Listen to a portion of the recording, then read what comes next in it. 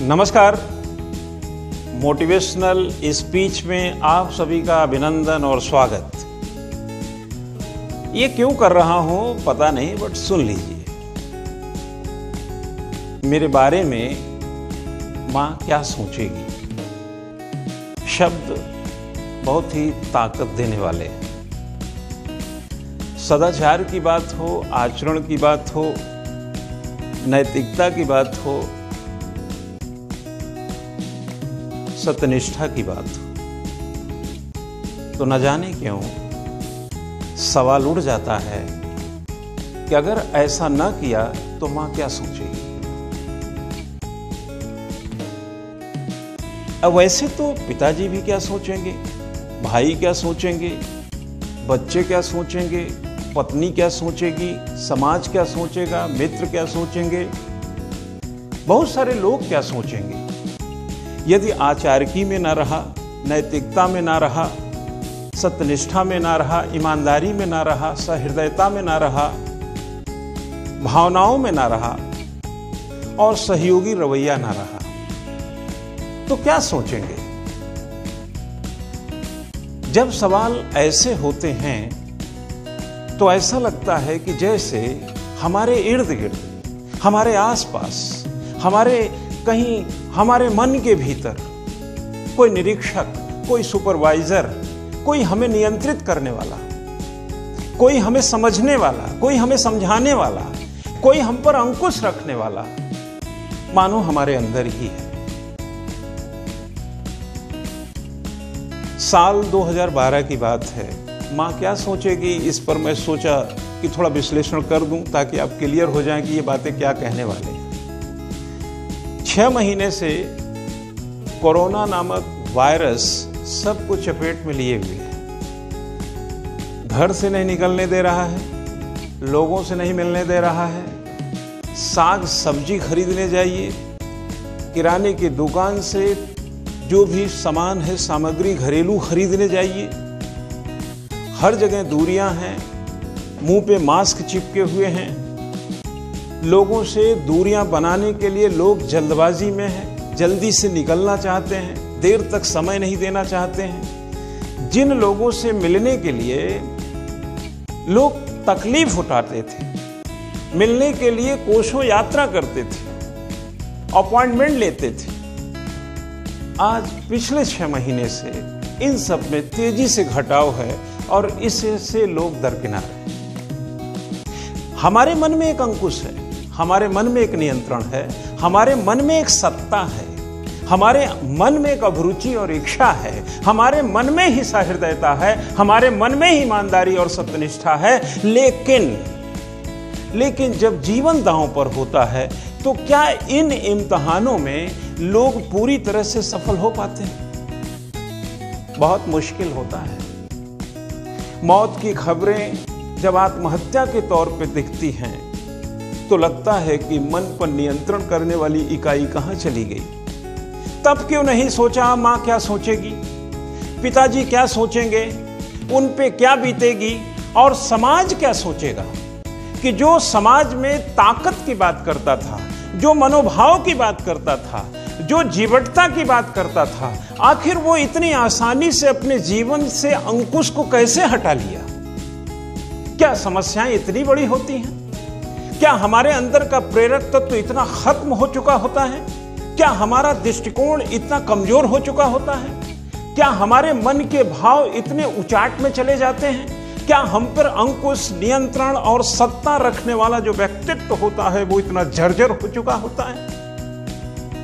संभवतः जवाब हाँ में ही होगा, क्योंकि जिन लोगों के साथ ये हो रहा है या जो लोग कर रहे हैं, संभवतः उनका जवाब हाँ में ही रहा होगा। लेकिन मां क्या सोचती है, मां क्या सोचेगी? एक छोटी सी घटना मैं आपको बताना चाहता हूं। ये स्पेन का मसला है, 2012 की प्रेरक कहानी है। सुने, इसके इर्द गिर्द रहें, थोड़े गांधी की तरफ चलेंगे। छोटी सी कहानी से प्रेरणा पूरी जिंदगी की ली जा सकती है। Thought of 30 year.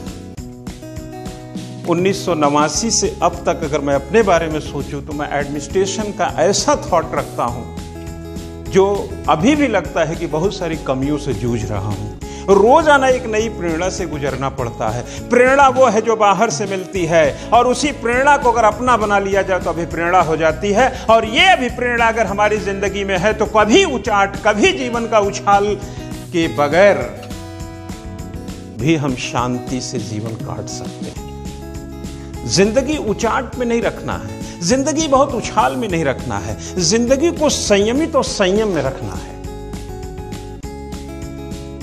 मैं आपको बताना चाहूंगा, मुताई जो कि केन्या का एक धावक है, अबोला मुताई। अबोला मुताई जो है स्पेन में धावक है, तो दौड़ ही रहा था, एक प्रतियोगिता में दौड़ रहा है। वह आगे है, जीत के कगार पर है, लेकिन कुछ ही दूरी पर वो भ्रमवश उसको भ्रम हो जाता है कि मैं जीत को यानी दौड़ को पूरी कर चुका हूं। वह रुक जाता है। उसके ठीक पीछे स्पेन का ही इवान फर्नांडीज दौड़ रहा होता है। इवान फर्नांडीज को यह भ्रम तुरंत समझ में आ गया कि मुताई को यह प्रॉब्लम हो गई है कि वो दौड़ पूरी कर चुका है। इवान फर्नांडीज ने उसको आवाज लगाया। आवाज का अर्थ स्पेनिश भाषा, वो बोला तो स्पेनिश भाषा में था, लेकिन उसका अर्थ था भागो, दौड़ो, दौड़ पूरी नहीं हुई है। इतना कितना देर लगा होगा अगर वो इतना पीछे और इतनी तेज दौड़ है तो। फिर भी वो समझ नहीं पाया, क्योंकि वो केन्या का था, स्पेनिश भाषा को नहीं जानता था। भाषा को नहीं जानने के बाद उस समय उतने क्षण भर में, उस चुनौती के बीच में कैसे उसको समझाएं कि तुम जीत रहे हो, दौड़ो। कितनी बड़ी सत्यनिष्ठा है, कितना बड़ा आचरण है, कितनी बड़ी नैतिकता है, कितनी बड़ी सहृदयता है, और कितनी बड़ी सहयोगी रवैया है, और कितना बड़ा सोच है कि जो मुताई पहले नंबर पर आ रहा था और भ्रमवश लाइन से पहले खड़ा है, वो इवान फर्नांडीज जो कि उसको मात दे करके दौड़ को पूरी कर करके विश्व में अपना डंका बजा सकता है, वह उसको दौड़ने के लिए बोल रहा है। यानी प्रतियोगिता में भी नैतिकता को कैसे आजमा रहा है। बात जब पहुंची नहीं, वो भ्रम से आगे नहीं दौड़ पाया, भ्रम में रह गया, तो फर्नांडीज ने उसको धक्का दिया और धक्का देकर उसे जिता दिया। आप जरा कल्पना करके देखिए कि एक धावक दूसरे धावक को धक्का देकर जिता रहा है। इतनी बड़ी नैतिकता। जीत के लोग साम दाम दंड भेद का इस्तेमाल करते हैं। जिंदगी में ऊंचाई पाने के लिए नैतिकता, पराकाष्ठा, सत्यनिष्ठा सबका नाश करते हैं। लेकिन मां क्या सोचेगी, ये सवाल तो उसके मन में था। देखिए, हम बिना सोच के होते नहीं हैं। पत्रकार ने उससे पूछा कि आपने उसको जीतने क्यों दिया। इवान फर्नांडीज से बोला कि मुताई को आपने जीतने क्यों दिया। उसने कहा, मैं जीतने नहीं दिया, वह जीत रहा था। बोला, आप चाहते तो जीत सकते थे। फिर फर्नांडीज ने जवाब दिया, इस जीत से हम क्या करते जिसमें सम्मान नहीं था। इस पदक में हम क्या करते जिसमें हमें पदक पाने की ताकत ना होती। और सबसे बड़ी बात, मेरी मां क्या सोचती। मित्रों, साथियों, दोस्तों, यारों, जो लोग इस वीडियो को देखोगे, इस शब्द में ताकत है ताकत। इस शब्द में ही ताकत है। मां क्या सोचेगी, मेरी मां क्या सोचेगी, मेरे पिताजी क्या सोचेंगे, मेरे भाई क्या सोचेंगे, मेरे रिश्ते नाते के लोग क्या सोचेंगे, मेरे बच्चे क्या सोचेंगे, मेरा समाज क्या सोचेगा, मेरा मित्र क्या सोचेगा। कहीं ना कहीं यह सोच हमें नैतिक रूप से बल देती है, हमें सबल बनाती है, हमें ताकत देती है, हमें वो चीज परोसती है जो हमारे अंतर मन को मजबूत करती है। मेरी मां क्या सोचेगी? इवान फर्नांडीज ने इबोला को, अबोला जो मुताई था, उसको उसके भ्रम का लाभ नहीं लिया, उसके जीत का दुरुपयोग नहीं किया, अपनी हार में अपनी जीत को बदल सकता था, लेकिन मां क्या सोचेगी ये चीज उसको अंकुश में रख रहा था कि नैतिकता से, सत्यनिष्ठा से, ईमानदारी से परे नहीं होना है। ये तुम्हारी ताकत है इवान फर्नांडीज।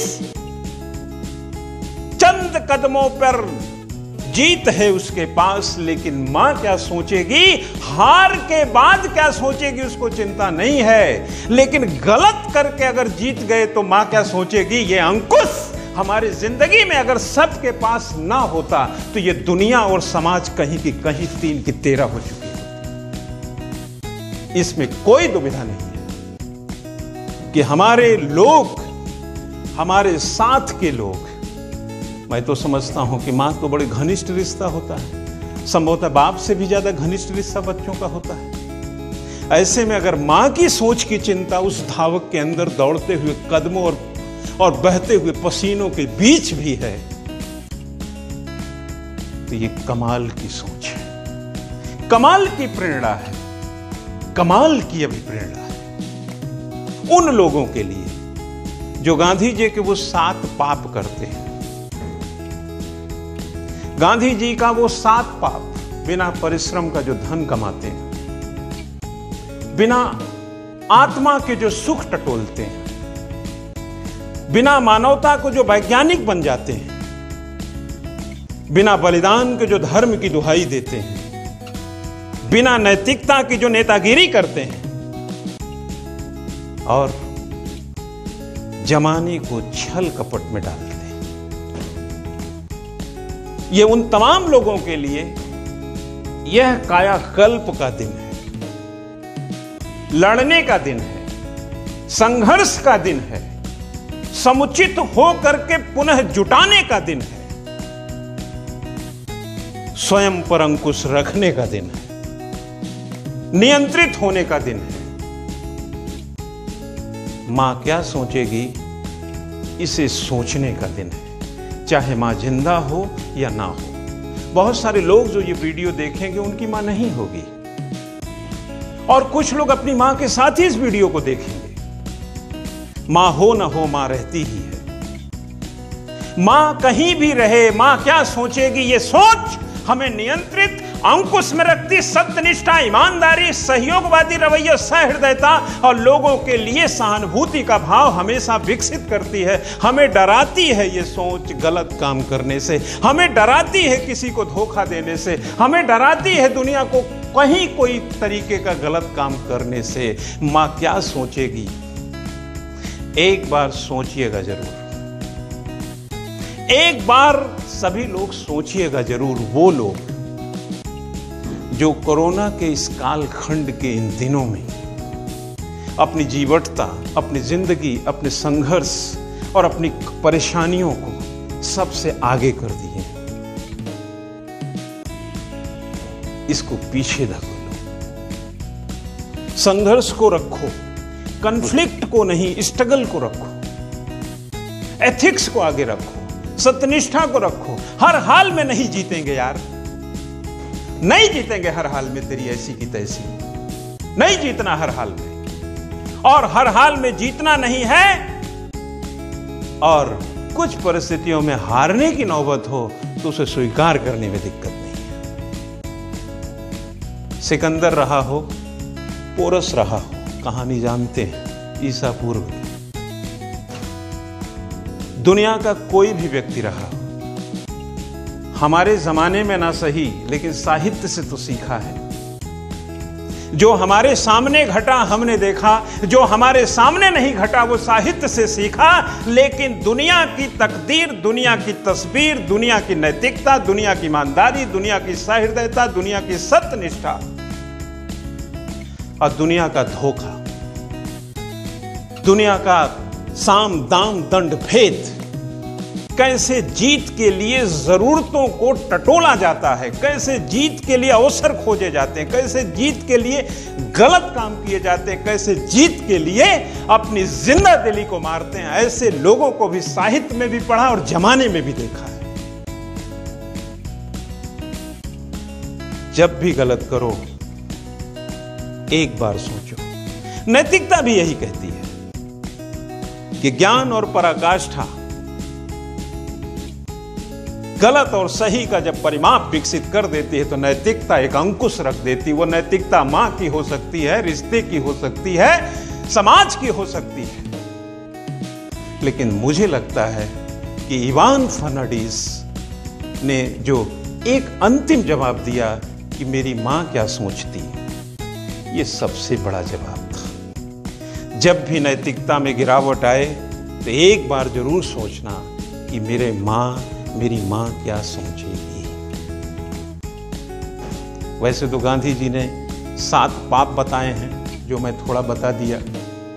धोखाधड़ी की बात करो, साम दाम दंड भेद की बात करो, लोग कहते हैं कि सब जायज है, हर जगह जायज नहीं है। कुछ जगह तो जो जायज है वही नाजायज है। ताकत भरो, अपने अंदर ताकत भरो। जलती आत्म ज्योति है मानव, कर अंतर मन में उजियारा। रास्ता मेरा सूना ही सही, रास्ता मेरा सूना ही सही, हम सफर या राहगीर की कितनी भी कमी क्यों ना हो। रास्ता कितना भी सूना, राहगीर या हम सफर कितने ही ना हो, मेरे रह गुजर के आसपास लोगों का मजमा। एक चीज जो मुझ में है वो है मेरी रोशनी, वो है मेरी निष्ठा, और वो है मेरी ईमानदारी, और वो है हमारी ताकत, और वो है हमारी अंकुश कि मां क्या सोचेगी।